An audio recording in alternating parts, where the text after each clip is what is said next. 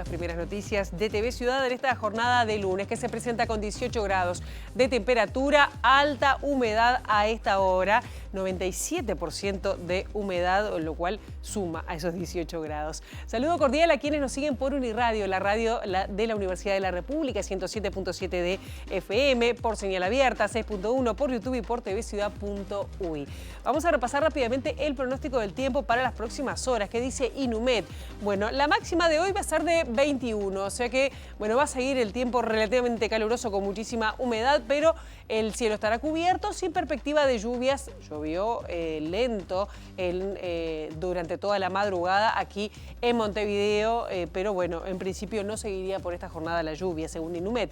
Mañana martes seguirá el cielo cubierto, las temperaturas extremas 14 y 24 grados y vuelven las lluvias el miércoles. Esto sí, las temperaturas extremas 16 y 22 grados para el área metropolitana, allí con lluvias y tormentas, eso indica Inumet. Tenemos muchos temas para compartir con ustedes hasta las 9 de la mañana y varias de ellas tienen que ver con temas políticos, porque este martes el Poder Ejecutivo recibirá en Torre Ejecutiva a organizaciones sociales contrarias al proyecto Neptuno para que aporten sus puntos de vista en esta comisión creada por el gobierno nacional para, bueno, renegociar el proyecto de Arasatí de construir una planta de saneamiento de agua potable, de potabilización de agua potable.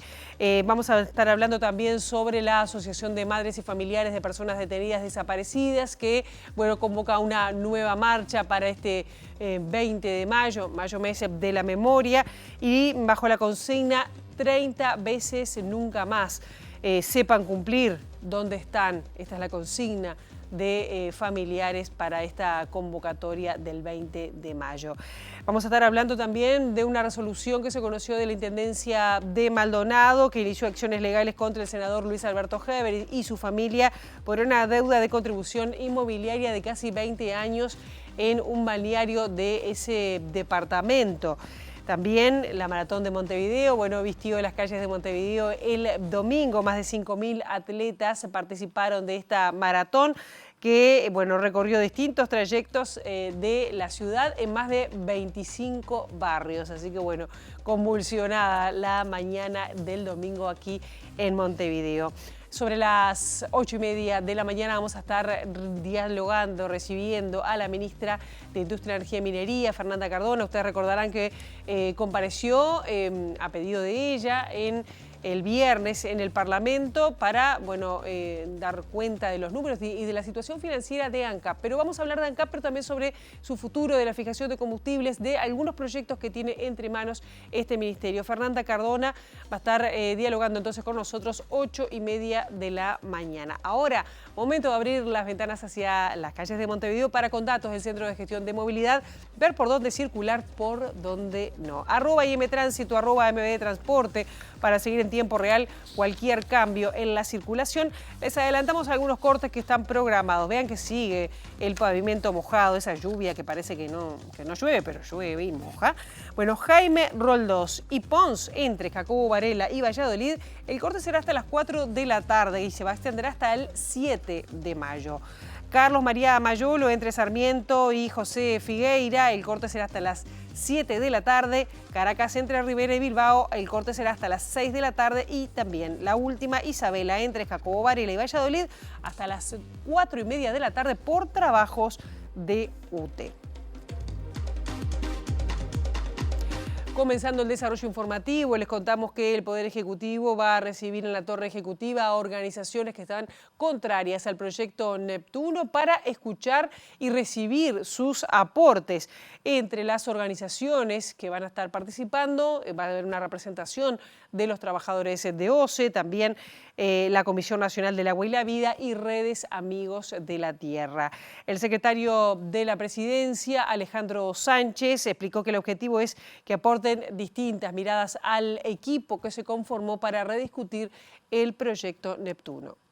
Y nos vamos a reunir. Hay un equipo de trabajo conformado en la Presidencia de la República que está integrado por OCE, por el Ministerio de Ambiente, la presidencia, más los equipos técnicos que tenemos, y probablemente estamos armando una agenda de reuniones, obviamente, donde ya nos han solicitado varias organizaciones ser recibidas y recibiremos los materiales, por supuesto, porque para nosotros este es un tema importante. El anuncio del secretario de Presidencia llega en el marco del reclamo de varias organizaciones defensoras del ambiente en general y del acceso al agua potable en particular, para participar de la comisión de trabajo creada por el gobierno con el objetivo de renegociar el llamado Proyecto Neptuno. Una de las primeras medidas anunciadas tras el Consejo de Ministros del 25 de marzo fue la creación de esta comisión liderada por el Ministerio de Ambiente y OCE, abriendo así el diálogo con las empresas a cargo de Neptuno, logrando de común acuerdo la suspensión del proyecto por al menos 90 días. El plazo de trabajo de la comisión vencería en julio, estando previsto que durante ese lapso o bien se reubique el proyecto en otra parte del Río de la Plata o se desista por completo y se abra otro tipo de negociación con el consorcio.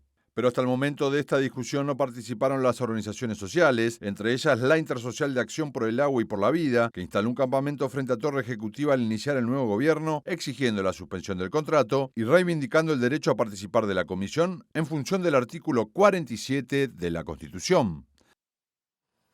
Y un fin de semana movido también a nivel político porque renunció a la Administración Nacional de Puertos Alejandra Koch, la vicepresidenta, ocupaba el cargo de vicepresidenta.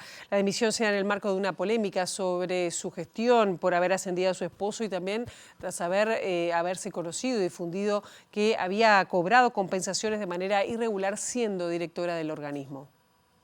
Con un posteo en redes sociales este sábado de mañana, la ministra de Transporte y Obras Públicas, Lucía Echeverri, informó de la renuncia de Alejandra Koch como vicepresidenta de la Administración Nacional de Puertos. Si bien en la comunicación no figuran razones, estas se deben a una serie de polémicas en torno a la gestión de Koch, tanto como vicepresidenta a partir de abril, como directora entre 2022 y 2025. La más reciente refiere a una resolución del directorio del 3 de abril, que con la firma del presidente Pablo Genta y de la vicepresidenta Koch, ascendió de su jefe a jefe de la División Seguridad Laboral y Medio Ambiente a Ricardo Suárez, el esposo de la entonces jerarca. Posteriormente, la ministra anuló esa designación por entender que, desde el punto de vista ético-político, no correspondía. Sin embargo, nuevos elementos reavivaron la polémica. En este sentido, el diputado colorado Mauricio Viera había pedido informes sobre las capacitaciones tomadas por Koch a partir de 2022 como directora, luego de asumir en representación del Frente Amplio, y sobre los ingresos que por todo concepto percibió durante ese lapso. Según la información conocida al respecto, Koch reservó en 2022 su cargo de subgerente del área Sistema Nacional de Puertos, por lo cual recibía, además del salario, una compensación por tarea específica de unos 100.000 pesos, que de acuerdo con los planteos del diputado Viera, no debió seguir cobrando cuando ingresó al directorio.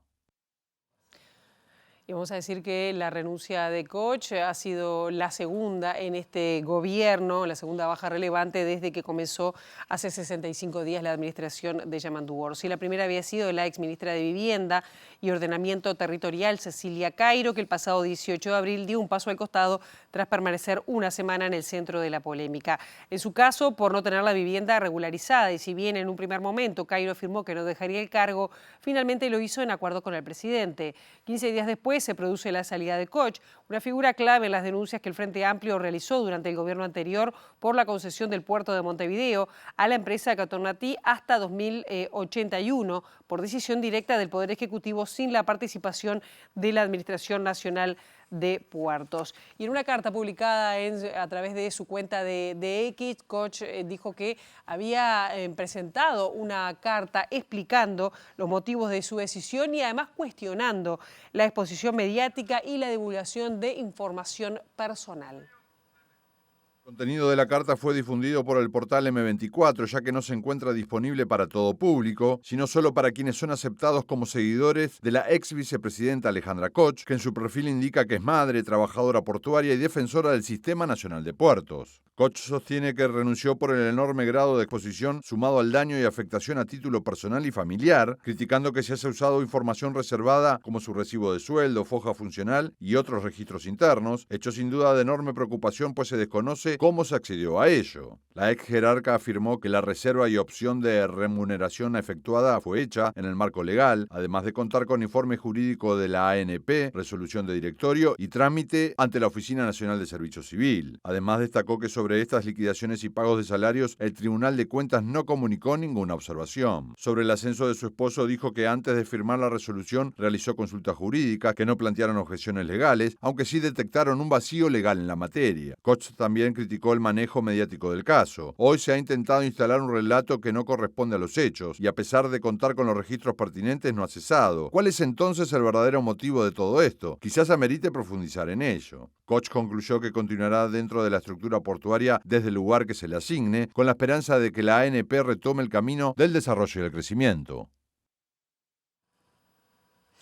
Y mientras se cruzan, críticas de un lado y del otro por quién debe impuestos y demás, y la crítica de la oposición, trascendió este fin de semana que tanto el Partido Colorado como el Partido Nacional también deben el impuesto a primaria. En el caso del Partido Colorado, lo debe por la sede central aquí en Montevideo, allí en Martínez Trueba, y en el caso del Partido Nacional por la sede de la Casa de los Lamas. Entre los dos sumarían 300.000 pesos de deuda.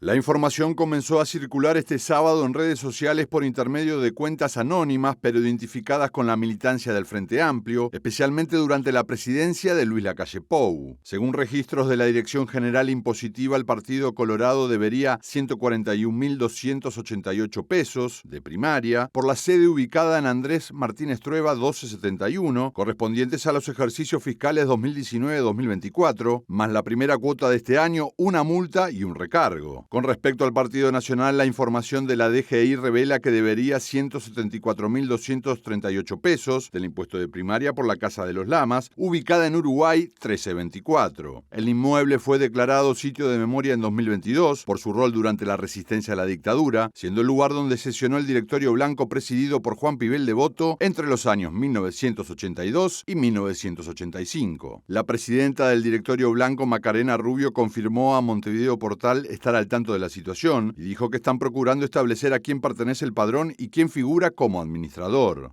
La última vez que la Casa de los Lamas abrió sus puertas fue el 24 de abril para potenciar la candidatura a la Intendencia de Montevideo de Martín Lema, con un acto organizado por el Movimiento Nacional de Rocha y el diputado Pedro Gidonian. Y la polémica en torno a las deudas de figuras públicas suma este fin de semana otra figura, en este caso el senador blanco Luis Alberto Heber, que según la revista Caras y Caretas debe contribución inmobiliaria en el departamento de Maldonado.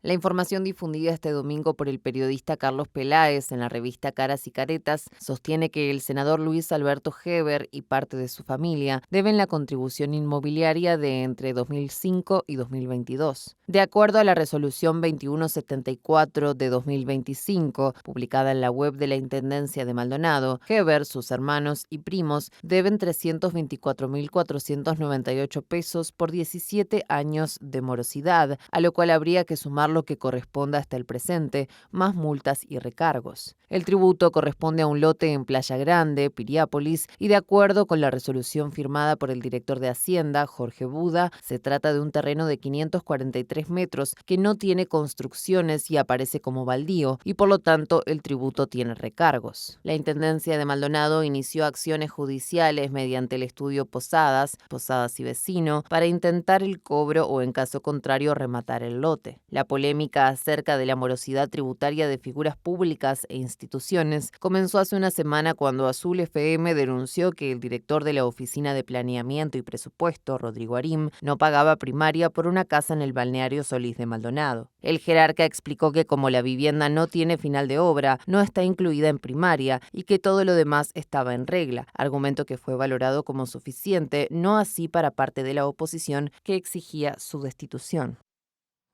El que se pronunció sobre este tema que publicó Caras y Caretas fue el propio senador Luis Alberto Heber. Dijo que la información era falsa y que habían vendido la casa hace 10 años, es decir, en 2015.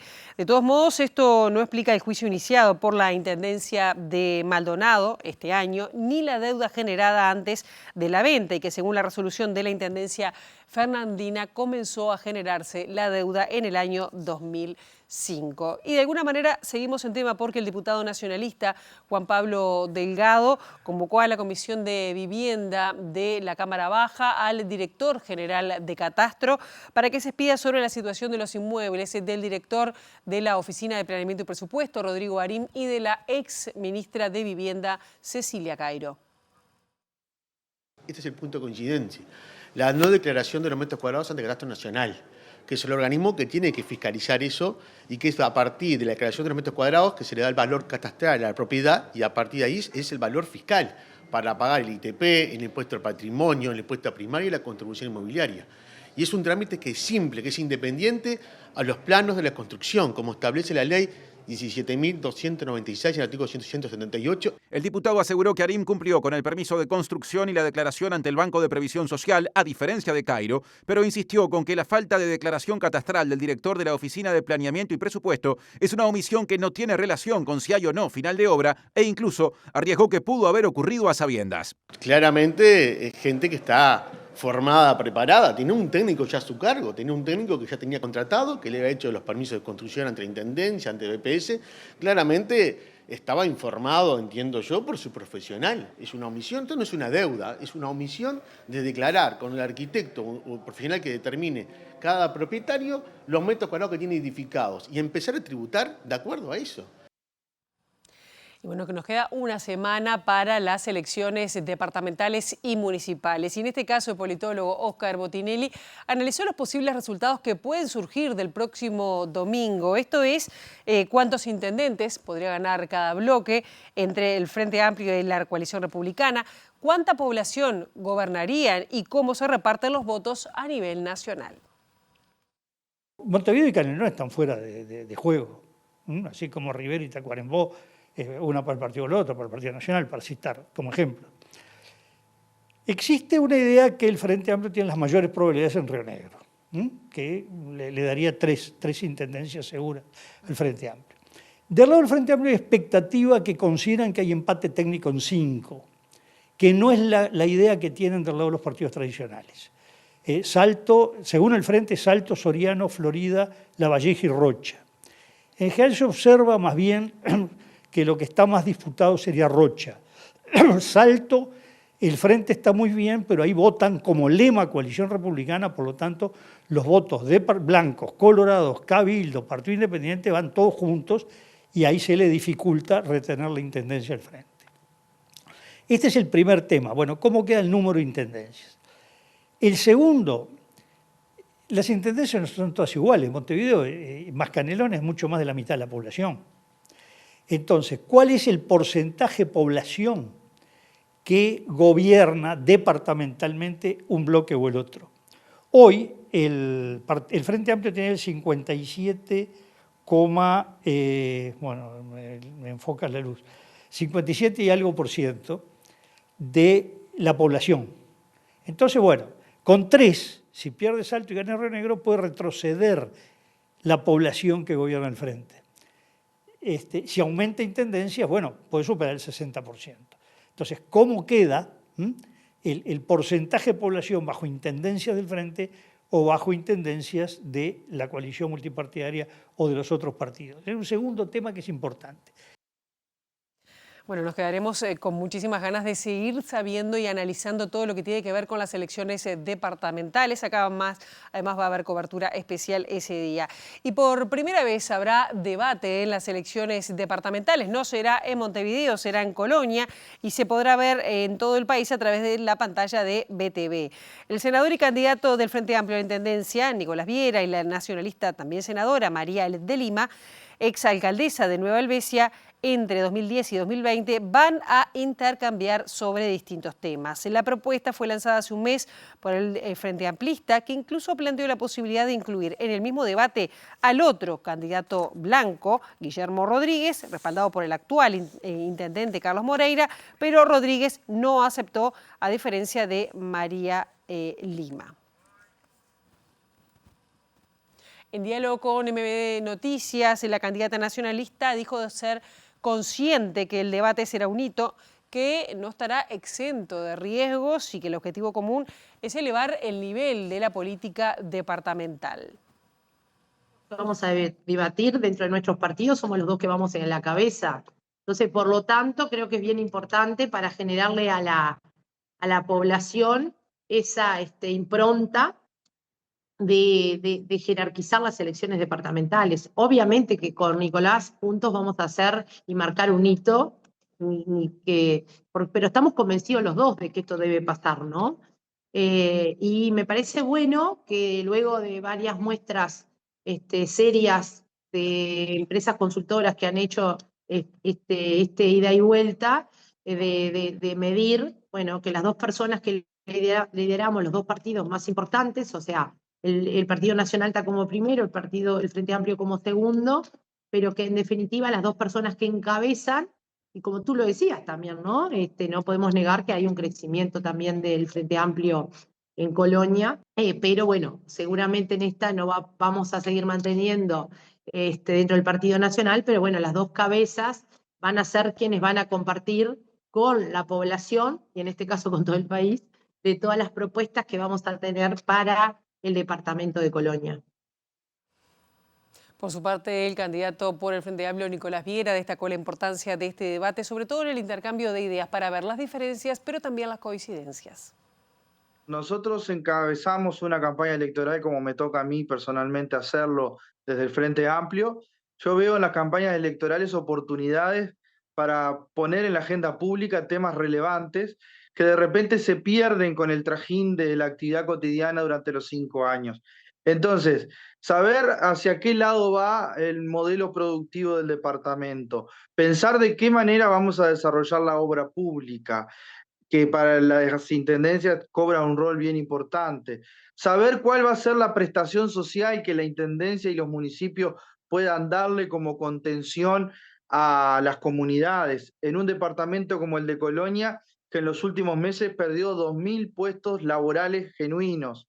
Y así podemos seguir desarrollando una cantidad de aspectos como la descentralización, como el acceso a la vivienda y como el rol que debe cumplir la intendencia en vínculo permanente con el gobierno nacional y cómo no aprovechar una oportunidad donde podamos intercambiar entre contrincantes de una misma elección sobre las visiones que tenemos al respecto. Y yo creo que más allá de que seguramente se van a dejar ver muchas diferencias de posicionamiento, también se van a dejar ver muchos puntos en común. Volvemos a Montevideo, donde el candidato por la coalición republicana, Cabildo Abierto, a la Intendencia de Montevideo, Roque García, dijo que la seguridad es el principal reclamo de la ciudadanía, seguido por la higiene. Esta campaña se vive con mucha alegría. A mí me encanta estar en la feria, ¿no? Me encanta hablar con la gente, me encanta recibir las historias de vida, lo que la gente te cuenta, tantos años de feriante, me robaron, me asaltaron. Hoy paré para comerme unos panchos en Piedras Blancas y la persona me dijo, me roban en el local. Para mí siempre el tema es seguridad. Para mí todas las personas, la verdad que me abrazaron y me pidieron por favor que terminara con la inseguridad. Entonces para mí es realmente... Es una responsabilidad. Yo le decía a la persona con la que estaba, es una responsabilidad enorme cuando uno sale a dar la cara y pedirle el voto a la gente. En materia de limpieza, bueno, nosotros hablamos antes de higiene, ¿no? O sea, los containers, muchos están orinados, están defecados, no, estoy mirando un container ahí todo rayado, todo sucio. Entonces nosotros tenemos un problema de higiene que es anterior al tema de limpieza. Nosotros tenemos varios programas, son cosas importantes, pero viste ahí como que las encuestas dicen y los candidatos están hablando de algo que la gente te está hablando de otra cosa. A mí me parece que los políticos tenemos que ser más humildes y tratar de reincorporar el discurso que la gente nos pide. No podemos estar no podemos estar en Narnia. Si vamos a la feria y la gente nos dice algo, bueno, tenemos que reaccionar a eso, porque para la persona que habla contigo, tú sos la política que se acerca y se tiene que acercar con soluciones. El diputado del Partido Nacional, Fabián Bravetti, va a citar a la Junta Departamental, al intendente de Montevideo, Mauricio Zunino, luego de una nota de prensa publicada este domingo en el diario El País, donde se cita un pedido de informes que detalla que la Intendencia capitalina gastó casi 10 millones de dólares en un año en horas extras y con funcionarios que recibieron hasta 180 horas extras mensuales. Bravetti escribió en su cuenta de X que es urgente que el Ejecutivo explique su modelo viciado y sin control en la asignación creciente y abusiva de horas extras. Los hechos se revisten una gravedad que exige respuestas inmediatas, concluye Bravetti. Y el que respondió fue el candidato de la coalición republicana, Martín Lema, que también se pronunció sobre este tema en la cuenta de X. La plata que se despilfarra en horas extras la vamos a destinar a las necesidades reales de los montevideanos. Las actuales autoridades, Mario Vergara y todos los representantes del continuismo, deben explicar esta vergüenza. Y consultado sobre este tema, el intendente de Montevideo, Mauricio Zunino, dijo que estas horas representan el 4% del total de las horas trabajadas por el funcionariado. Y dijo que es normal este tipo de horas extras, el porcentaje por la cantidad de horas trabajadas, dijo Zunino, consultado sobre este tema. Y vamos a seguir en temas departamentales porque el candidato del Frente Amplio, Mario Vergara, tuvo su acto de cierre de campaña este domingo, donde remarcó su compromiso con las prioridades que la gente marca para la intendencia, conservando las formas de gobierno en base a la ética y poniendo a la gente en primer lugar. Las horas extras pueden ser un mecanismo de gestión, pero manejadas de manera criteriosa, siendo una proporción pequeña con relación a la nómina salarial, y también de manera criteriosa, de manera tal no solo que no sea abusiva del erario público, sino también que no sea abusiva del esfuerzo de los trabajadores. No tengo el detalle de esas cosas, pero evidentemente las actuales autoridades darán su perspectiva, darán sus razones. En ese sentido, ¿le parece pertinente que la oposición departamental citara al intendente Zunino a explicar en detalle esas horas?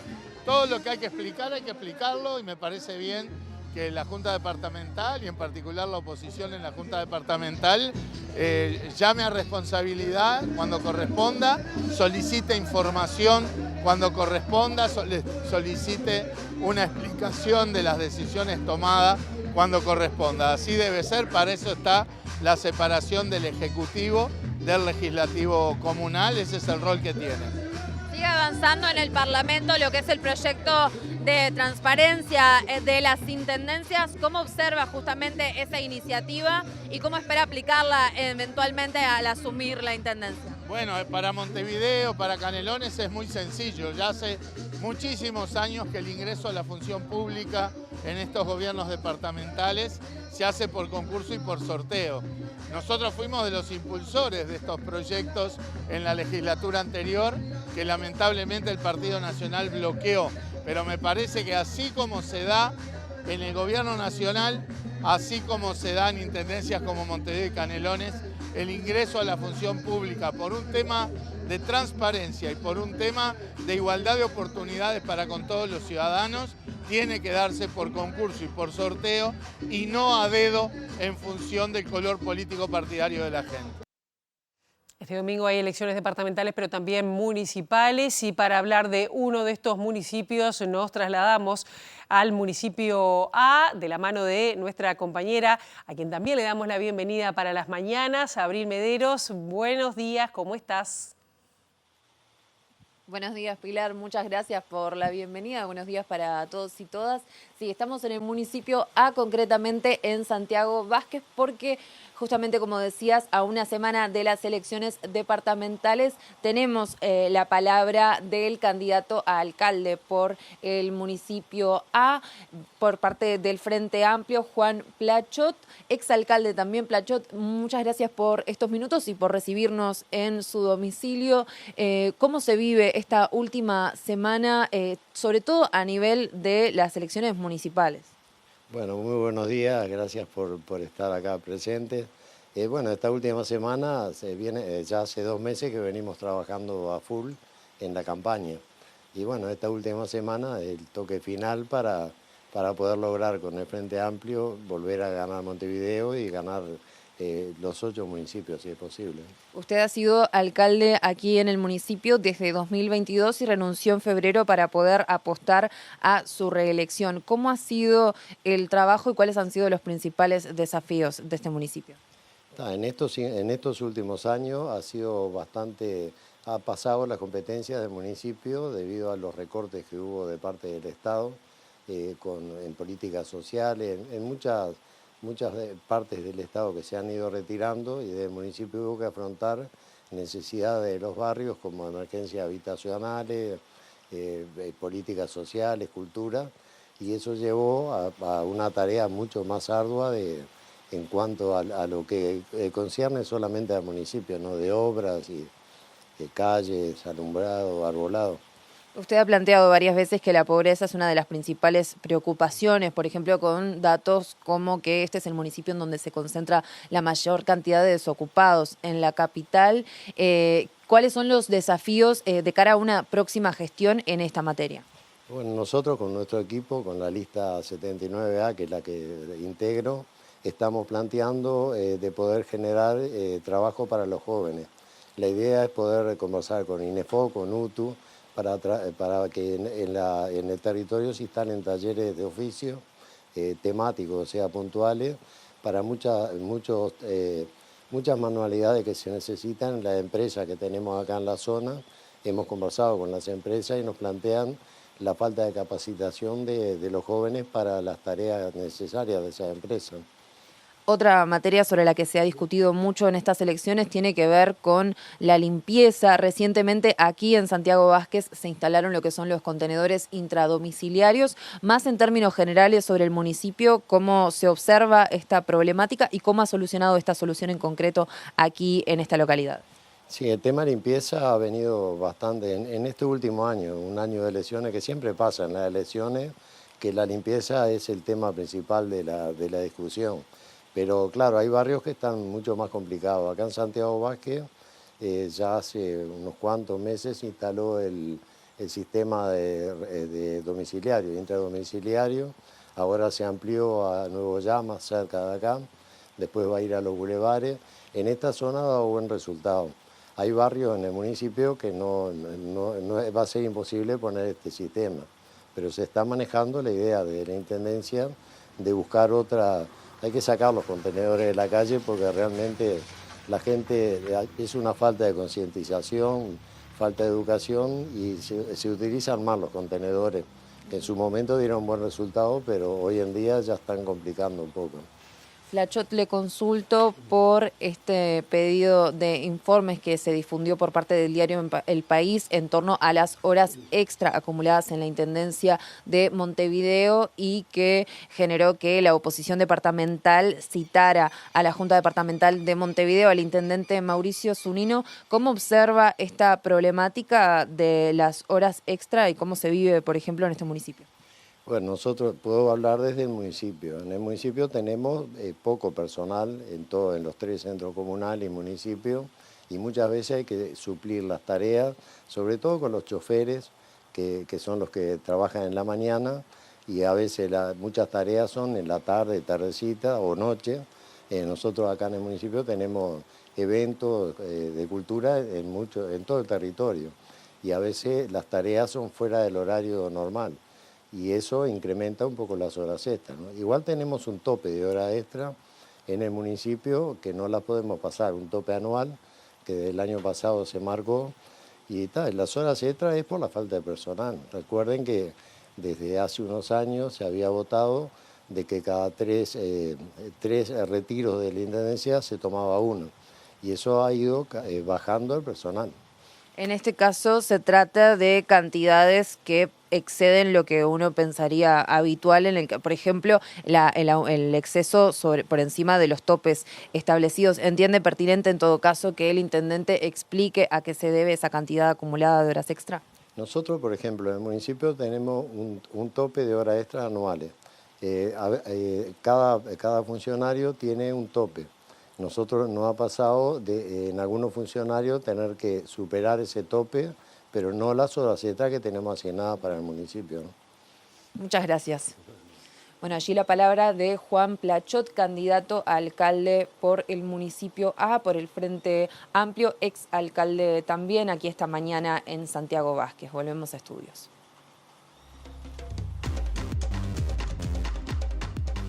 Muchísimas gracias, Abril. Vamos a temas departamentales también, porque el intendente de Montevideo, Mauricio Zunino, participó del segundo foro de ciudades y territorios por la paz que culminó este sábado en Antel Arena.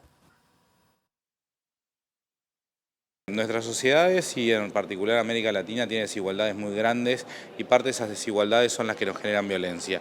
Hoy uno de los digamos, candidatos a estar premiados del Premio de Paz, que es la ciudad de Recife, plantea muchísimo el tema de la discusión sobre las desigualdades y el recorte sobre los mecanismos básicamente de pobreza y desigualdad como forma de amortiguar el sistema de violencias urbanas, de no caer en problemas que tienen que ver con el tráfico, que no tener que caer con problemas que tienen que ver con violencias generadas por estas desigualdades y de esa manera haciendo un trabajo muy importante en eso. Yo creo que tenemos mucho todavía para hacer y que desde las ciudades tenemos hoy un planteamiento alternativo al que algunos estados están buscando, mientras que creemos desde la Organización Mundial de Ciudades, CGLU, que los conflictos tenemos que dirimirlos en un esquema multilateral, en un esquema de diálogo y de esa manera poder profundizar. Por lo tanto, tenemos mucho trabajo para avanzar.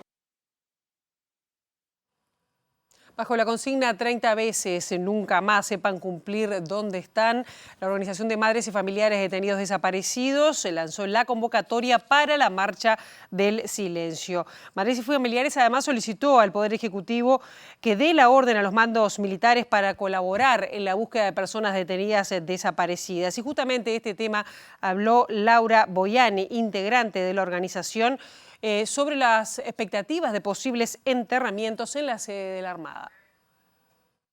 Las esperanzas es como siempre, intentamos mantenerlas reducidas porque son muchos años de chocarse contra la pared en muchos aspectos. Lo importante es dar el espacio y el tiempo para que los investigadores y el equipo de antropología pueda estudiar el lugar, ver cuáles son las... cuál es la realidad allí, si puede haber restos o no, pero lo importante es la cautela. Porque en principio se investiga el edificio mismo. Primero el edificio, ver cuáles son las condiciones, si fue renovado o no. Es un lugar que, si no me equivoco, se inunda también. Entonces es importante dar el espacio a que los antropólogos puedan estudiar, puedan investigar y luego, bueno, veremos con el tiempo qué es lo que sucede. En este segundo bloque de MB Noticias recibimos con muchísimo gusto a la ministra de Industria, Energía y Minería, Fernanda Cardona, a quien le damos la bienvenida. Gracias por estos minutos esta mañana. Buenos días. Gracias. Una jornada, el viernes, me imagino que agotadora, que terminó a media tarde, dando todo lo que es la situación financiera de ANCAP, ¿no? Que prácticamente no se discutió lo que es la deuda que tiene. Pero voy un paso más adelante. ¿Cómo se plantea sanear y estabilizar las finanzas de ANCAP? Bueno, parte del desafío que tenemos como en el Ministerio de Industria y en trabajo, en este caso con ANCAP o con las empresas públicas en general, ¿no? Es esto de gerenciar, de gestionar diferente. Yo creo que el presidente eso también lo dijo en la conferencia de prensa. Entendemos que tiene que haber un trabajo distinto en esto de que seguramente hay cosas que uno se plantee y que capaz que no se pueden alcanzar, que no se pueden lograr. El tema es el camino a llegar a ese resultado, con quién lo haces, en qué momento, con qué números.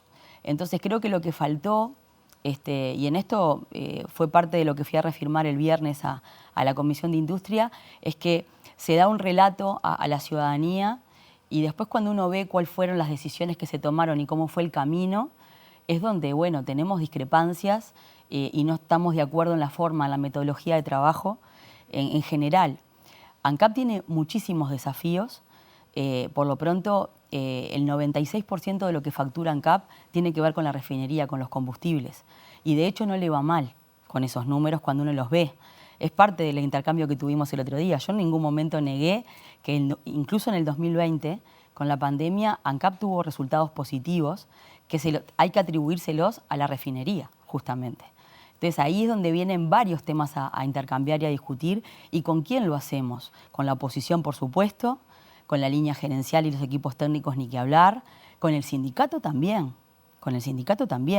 Entonces, yo creo que hay diferentes actores que van a tener sus intereses y sus propuestas y creo que lo importante es ir caminando eso con todos a la vez. escuchando con humildad. Creo que la palabra sería humildad. Falta un poquito de eso a veces. La oposición no tuvo digamos, la misma impresión, como que no quedaron conformes con las explicaciones, está claro. Bueno, yo creo que acá, mira Pilar, me quedó una sensación que en lo personal trato también siempre de ser lo más honesta en el sentido de trasladar cuál fue mi sentimiento. Yo sentí que dijera lo que dijera el viernes, no iba a cambiar en el intercambio. Y eso es una preocupación que tengo, no solo por la cartera, por el ministerio, por el equipo y las empresas públicas, sino por el relato que le trasladamos a la gente y cuál es el desafío que tenemos que ponernos de verdad. Si realmente la oposición quiere construir algo distinto y elevar el nivel de la discusión política. Porque si no, si seguimos hablando en términos que no son ciertos y resulta que la mentira o la falta de información la tiene, en este caso el Ministerio de Industria, al presidente, que creo que fue uno de los puntos que se discutió y se trató de explicar. Bueno, estamos en problemas desde el punto de vista de la clase política, ¿no? De la responsabilidad que tenemos en la gestión y cómo podemos contribuir cada uno, no importa desde qué rol está, a que al Uruguay le vaya bien. La gente está cansada de que discutamos desde este lugar. Me canso yo a veces de seguir hablando del precio para importación y que yo no logre, que yo sienta que tal vez no logré que la gente darle la información que necesita para poder opinar y para poder construir. Creo que ahí tenemos un gran desafío y bueno, por supuesto que desde el punto de vista jurídico, desde el punto de vista de la responsabilidad que nos cabe, iremos tantas veces como sea necesario para intercambiar. Sí, estaría bueno encontrar del otro lado un mea culpa, así como lo tuvo el Frente Amplio en algún momento. De hecho, lo dijimos el viernes. Yo no estoy discutiendo, aunque podríamos, de los gobiernos anteriores del Frente Amplio. El tema es que el Poder Ejecutivo que se acaba de ir llegó con una impronta y con un discurso en el 2020 que no lo hizo, no lo cumplió. Y con respecto a una de las preguntas que ellos dejaron planteado desde la oposición, tiene que ver cuál sería el método o el camino para la fijación de combustible. Si tuvieras que decirlo, ¿cuál va a ser? ¿Qué es lo que se puede esperar la población? Bueno, lo primero que yo les comenté, y lo estoy diciendo desde marzo, desde que empezó a salir a la opinión pública con el tema de la metodología. Nosotros no cambiamos la metodología vigente, aplicamos en todos sus términos la normativa vigente, tanto en marzo como en abril, cuando se fijaron los precios para abril y para mayo. Dejé muy claro el otro día que el precio de paridad de importación, es decir, que uno se compare con el importador más eficiente cuando uno trae combustible de afuera y le agrega el flete, eso es compararse. Ahí, ese es el informe que hace la URSEA. Mira para ese mes cuál es el importador que sería más barato con un combustible hecho, sea la nafta, sea el gasoil, más el flete. Te dice, bueno, esto sale si tú lo compraras. ¿Para qué? Para que ANCAP se pueda comparar con lo que ANCAP hace refinando. La nafta que se haga en Uruguay, el gasoil que se haga en Uruguay. Ese es el comparativo básico. Eso no solo no lo cambiamos, sino que una de las cosas que traté de trasladar es que ANCAP siempre lo tuvo como una referencia. Pero se va a cambiar mes a mes, como se estaba haciendo en el eso es anterior. lo que estamos nosotros tratando de trabajar, sobre todo con el Ministerio de Economía y Finanzas, que ya hemos tenido varias reuniones en ese sentido. Lo primero que hicimos fue el diagnóstico, que fue parte de lo que llevé el viernes, de cómo resultó en estos últimos 5 años. Si fue verdad, si es una verdad, que realmente la metodología que se puso en los artículos de la LUC y que después se reglamentó con el decreto 201 del 2021, cambió en algo la transparencia y la certidumbre que se le daba a la gente y en realidad se trasladó a los precios lo que la URSEA decía. Una de las cosas que están los documentos, no lo digo yo, y que la oposición en eso no está de acuerdo, y entiendo por qué no va a reconocer que eso pasó, es que solo en 4 de 45 ajustes trasladaron de manera directa lo que la URSEA les dijo. En otras situaciones fue para arriba, es decir, lo fijaron por encima de lo que la URSEA decía, y en otras hacia abajo. Entonces, nosotros esto lo dijimos y es una realidad. Quiere decir que ellos, cuando digo el Ejecutivo saliente que defiende, y hoy la oposición que defiende esa metodología, no cumplió su propia regla. No la cumplió. ¿Pero cómo va a ser ahora? Bueno, nosotros lo que hicimos en abril y en mayo fue considerar el precio para la importación y el informe de la URSEA y aplicar lo que en la norma está, que se llama factor de ajuste, que está en la norma y lo puso el Poder Ejecutivo saliente, que básicamente establece 3 cosas el factor de ajuste, que se puede usar, a pesar de lo que diga Orcea, se puede usar cuando se le encomendó una tarea anterior a ANCAP, y yo el otro día lo dije, bueno, podría leerse que se podría aplicar para trabajar el Portland. El factor de ajuste se puede aplicar cuando hay metas nuevas fijadas para ANCAP o metas anuales específicas, y di un ejemplo y dije, bueno, podría haberse aplicado en el 2024 con la parada técnica, no se aplicó. Y el tercer punto que dice es cuando tenés que poder pagar subsidios cruzados, que es el caso del Supergas. Entonces, lo que nosotros hicimos en abril y en mayo fue considerar todos los combustibles a la vez. Una de las cosas que también hice hincapié es que es una equivocación si yo me fijo solo en la nafta o me fijo solo en el gasoil o solo en el Supergas. Y lo que hicimos fue tomar la decisión, no se aumentaron los precios de la nafta y del Supergas y se bajó el gasoil. ¿El por qué? Porque queríamos dar ese mensaje, estamos ahora terminando plena zafra, arroz, soja. Queríamos dar un mensaje al sector productivo, que tanto se quejó también, y creo que también hay que trabajar mucho con esa parte del sector productivo, dándonos números, ¿no? Bueno, ¿qué toma el Poder Ejecutivo como decisión y cómo te va a ti en la zafra? ¿Cómo facturás? ¿Cómo fue también tu resultado final en el sector productivo? Y permitime solo cerrarte en que también con esto lo que hicimos fue hacernos cargo del Supergas. Es decir, que los números cerraron para poder afrontar lo que el Supergas genera en el mes. Es decir, que toda la discusión que se dice que se hizo caja, no se hizo caja. La decisión que se tomó de la fijación de combustibles fue para que haya un equilibrio entre todos los combustibles. Entonces, no quedó plata remanente, esto hay que contarle a la gente, no es que se hizo caja, que ANCAP se quedó con una ganancia, no. Lo que se ganó o lo que se dejó de transferir en uno de los combustibles se aplicó pagando el Supergas, para no subir el Supergas. Entre otras cosas porque viene el tiempo frío, porque la gente no solo lo usa para calefaccionarse, lo usa también para cocinar. Y ese va a ser el camino. Todos los meses, mientras esta metodología esté así, el camino que tiene que hacerse es esto. Bueno, ¿qué margen de decisión tengo en base a la normativa que tengo? Bien. Pero es muy importante decirle que nosotros no cambiamos en eso. Y hay un desafío en ver, no refundar, no en esto, lo dijo el presidente también. Nosotros estamos viendo la metodología, bueno, ¿qué funcionó de esa metodología y qué no? Yo creo que hay que darle transparencia a la gente. Por supuesto que hay que darle transparencia a la gente. El informe de la Orcea hay que considerarlo, por lo que decía, pero también hay que darle una certidumbre. Imagínense que me vean a mí con una discusión con la oposición cada fin de mes de acá en adelante. Es decir, incluso, digo, la gente, bueno, ¿qué van a hacer con esto? La pregunta, bueno, lo que puedo yo anunciar, y que también se los dije en la comisión, es que el grupo de trabajo ya se armó, que estamos trabajando con Economía y Finanzas, que no se está dejando de ver el precio de paridad de importación y el informe de la Orcea, y que se va a considerar la normativa como está el día de hoy para ver cómo entendemos que la podemos mejorar.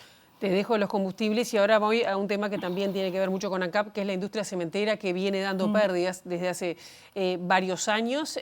¿Cuál va a ser el plan? ¿Qué plan tiene el Ministerio y ANCAP para, bueno, si es necesario un shock de inversión? ¿Qué van a hacer?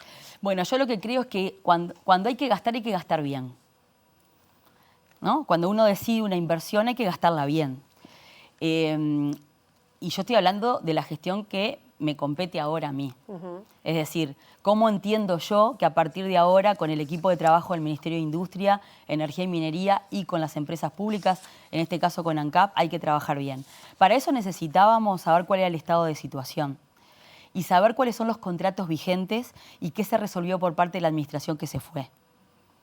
Entre otras cosas, una de las cuestiones que me llamó muchísimo la atención fue que sabiendo que no hubo inversiones en ninguna de las plantas, en ninguna, ni en Paysandú, ni en La Valleja, es decir, la inversión última se hizo en las administraciones del Frente Amplio, cuestionable o no, no estoy entrando, podríamos entrar en eso, pero lo que nos encontramos ahora en el quinquenio que se fue es que no hubo inversión, hubo pérdida de trabajadores porque hubo gente que se fue por jubilación, por cesantía, por lo que sea, por diferentes tipos de cesantía.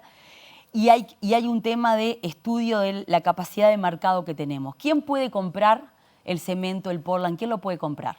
Esas preguntas que son obvias y tontas hay que hacerlas para poder elaborar un proyecto que realmente llegue a un buen puerto. Pero entonces, concretamente, ¿va a seguir en manos del Estado? ¿Va a haber un shock de inversión? No, nosotros estamos en esta realidad. Si me preguntás a mí, ni siquiera la administración anterior, con la realidad que tuvo de cero inversión y de haber multiplicado por 12 las pérdidas de ANCAP, resolvió cerrar el Portland, ¿no? Esa es una discusión política, es decir, que nos quedó a nosotros, como tantas otras cosas, y ahora hay que gestionarla. En lo personal, y por lo que hemos hablado, nosotros no estamos planteando en este momento, no nos planteamos privatizar el Portland.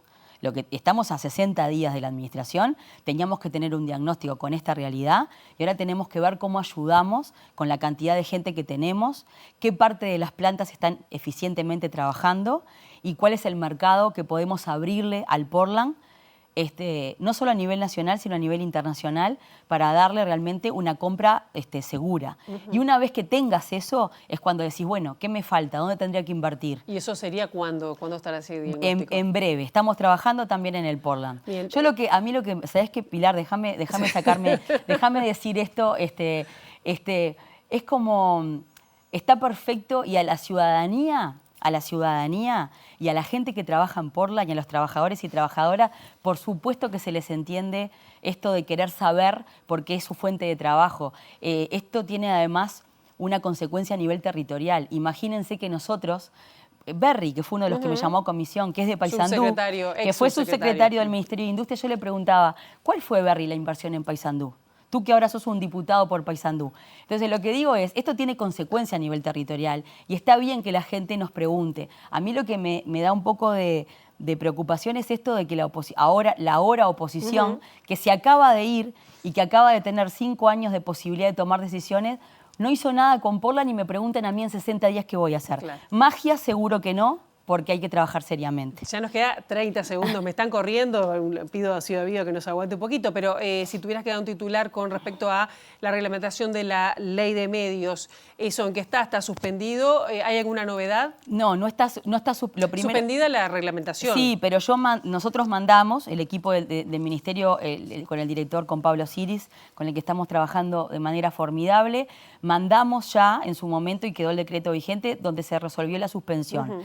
Pero ahora ya está enviado al Poder Ejecutivo el decreto con la nueva reglamentación. Ya está enviado. Cumplimos en hacerlo antes que terminara abril, que era el tiempo que el Poder Ejecutivo saliente tenía para poder haber trabajado la reglamentación. ¿Y si tuvieras que decirme 2 cambios de esta nueva? Bueno, 2 cambios es, primero, cuestiones formales ni que hablar, que fue una de las discusiones que tuvimos, las observaciones que tuvimos, donde se le pedía a los grupos que se presentaban para pedir licencias menos información y el Poder Ejecutivo perdía la posibilidad de saber quién estaba atrás del grupo o si había concentración de medios. Bueno, ahora se vuelve a pedir determinados certificados y determinada información que le brinda al Ejecutivo el conocimiento de quién está pidiendo la autorización o la licencia, eso ni que hablar. Y después esto de que teníamos, la normativa estaba difusa, en cuándo se daban las licitaciones había posibilidad de cambiar los parámetros territoriales, estaba como muy flexible y el Poder Ejecutivo, una vez que daba las licencias, no tenía la posibilidad de controlar cómo seguía ese medio.